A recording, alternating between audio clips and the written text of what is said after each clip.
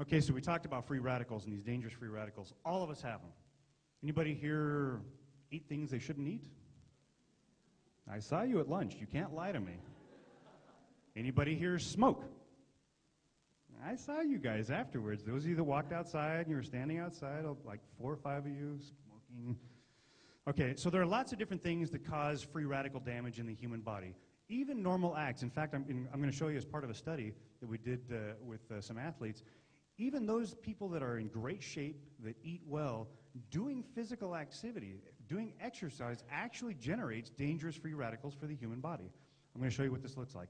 So we ended up taking a healthy subject sample of 5,000 people, and we measured what their normal free radical activity would be. And it was determined that around from 250 to 300 car units is what a normal average human being is, a healthy person, between 250 and 300. That's our baseline. Between, okay, so 300 to 320 is your borderline range where you're actually going a little bit and you're creating excess free radicals. 321 to 340, you've got a low level of oxidative stress. 341 to 400 is a mid-level of oxidative stress. 401 to 500 is a high level of oxidative stress. And above 500, call 911. You're in trouble. So this is interesting. This is part of the interesting things that we find out as we begin to test cell food.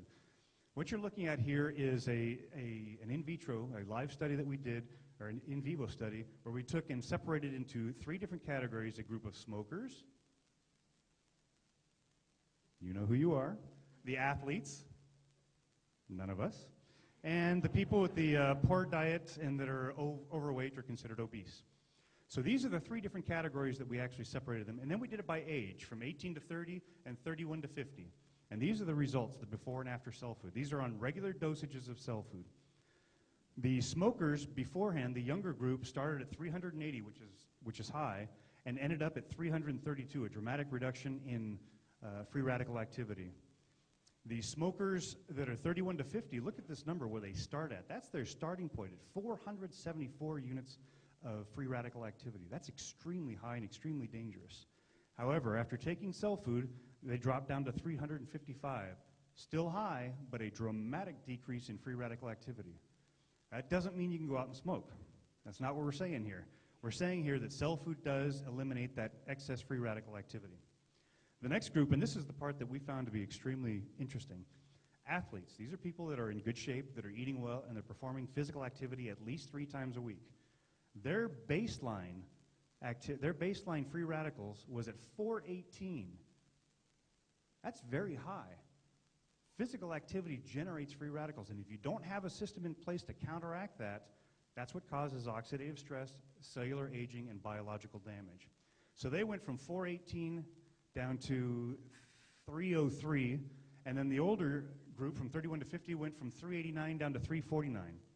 And then the last one, and this is probably the one that fits most of the categories, these are people that have poor eating habits.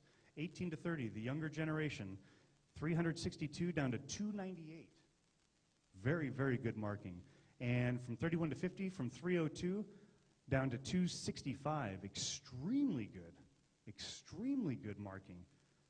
So cell food is able to eliminate excess free radical activity despite a poor diet, despite smoking cigarettes, or in some cases cigars. So what does this free radical look like? What are we talking about? What does this look like inside the human body? What you're looking at here are red blood cells, and you're seeing their failure to coagulate inside the human body. This white stuff that you see is actually a protein. It's actually a polymerized protein that actually happens inside of each of our cell structures. This is very, very common. In fact, this is actually not somebody who smokes, and this is not somebody who is overweight. This is actually from a professional athlete. This is their body after taking cell food. That's the way we're supposed to look.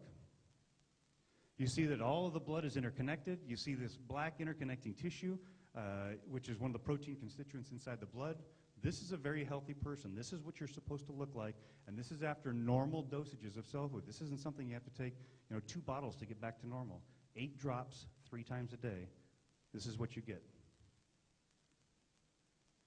So we talked about professional and amateur athletes. We did a study a couple of years ago, actually it's been about 4 years now, at the University of Pretoria in South Africa, where we took 45 professional and amateur athletes, some of which competed on the Olympic team for South Africa. It's an 18-week study, double-blind, placebo-controlled study, and there are some interesting things that actually happened from this study. We really didn't expect to see anything from the study, to be honest with you. These are world-class athletes. These are people that train all day long, that eat things that we would never even consider eating because we actually enjoy life. These are people that actually dedicate their entire lives to performing at the world's highest stage at the Olympics. These are people that don't mess around. So a 2 or 3% increase in performance or a 2 or 3% increase in blood statistics is huge for these people because often the margin of winning is less than 1% for many of these athletes. So any type of improvement would be pretty considerable, or so we thought. So we had relatively low expectations when we began this study. We thought, well, gosh, if we could see, secretly we were talking about maybe a 3 or a 4% increase. Boy, that'd be great. We could really take this stuff around the world and talk about it. Well, boy, were we surprised. After 18 weeks, we saw between a 9 and 27% increase in blood count categories and in performance categories. Specifically, we saw increased hemoglobin, increased red blood cell count, increased white blood cell count, increased hematocrit below the 50% level, which is what they consider doping, increased VO2 max, increased iron, and even more important for the types of athletes that do endurance type of performance, running or cycling, a dramatic decrease. In fact, I think that was one of the highest categories, a 27% decrease in lactic acid buildup in the muscular area. This is what fatigues you. This is what makes you extremely tired. And Cellfood was able to decrease that by 27%. And of course, a decreased exertion level, which makes sense because of all the raised blood categories. Dark